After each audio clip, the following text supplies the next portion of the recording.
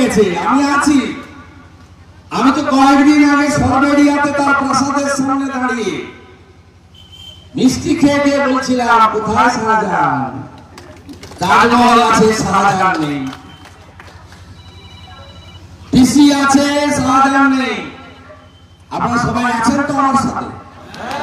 মোদীজির সাথে আছেন তো? আমরা ভদ্রতা জানি, সভ্যতা জানি, আইন জানি। আমাদের নেতারা থানায় গিয়ে বলে এসেছেন আমরা 11টার মধ্যে সবাই চলে যাব, তারপরে পরিযায়ী প্রার্থীরা যদি আসতে চায় আসুন, কোনো অসুবিধা নেই।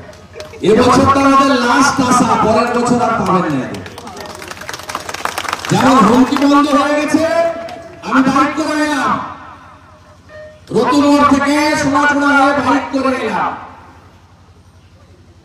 আগে খারাপ কথা বলতো, রাস্তায় গন্ডগোল করতো, এখন সে সাহস শেষ হয়ে গেছে। আর কথা দিয়ে গেলাম এই লোকগুলোর এটা এবছর লাস্ট, মিলিয়ে নেবেন আমার সঙ্গে।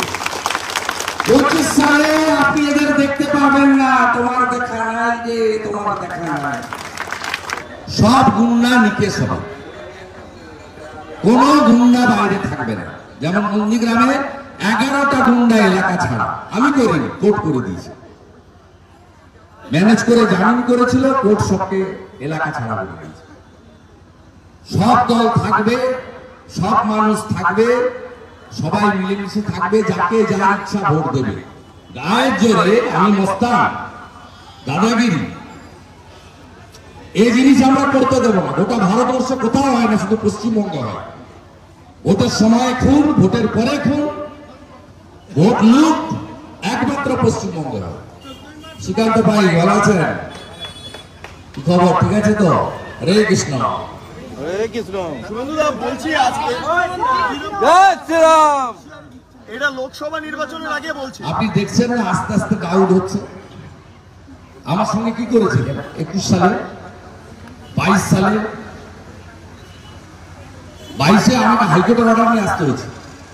আমার এলাকা, আমি এখানকার ভোটার, এখানে জমি আমার আছে, আমি এদের অন্তরে ঢুকে আছি। কখন কি পদে থাকলাম হয়ে গেছে, এর সঙ্গে আর্থিক সম্পর্ক। 2003 সাল থেকে আসি আমি, এর পরের বারে 1 টাকাও পাবেন না।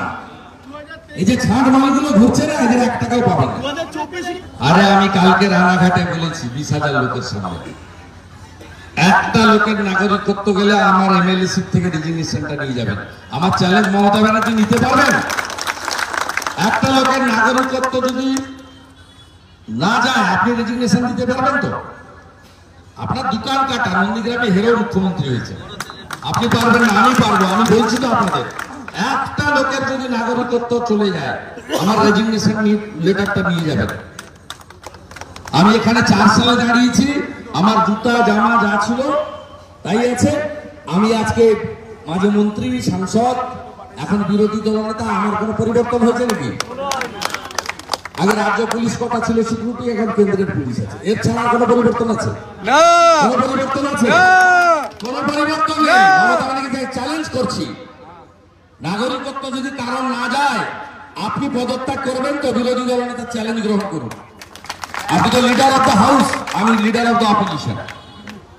আমি বলছি আমি আমার এমএলএ সিট থেকে রেজিগনেশন দেবো। আমি শহীদ মিনার আর শহীদ ফ্যামিলিকে সাক্ষী রেখে বলে গেলাম।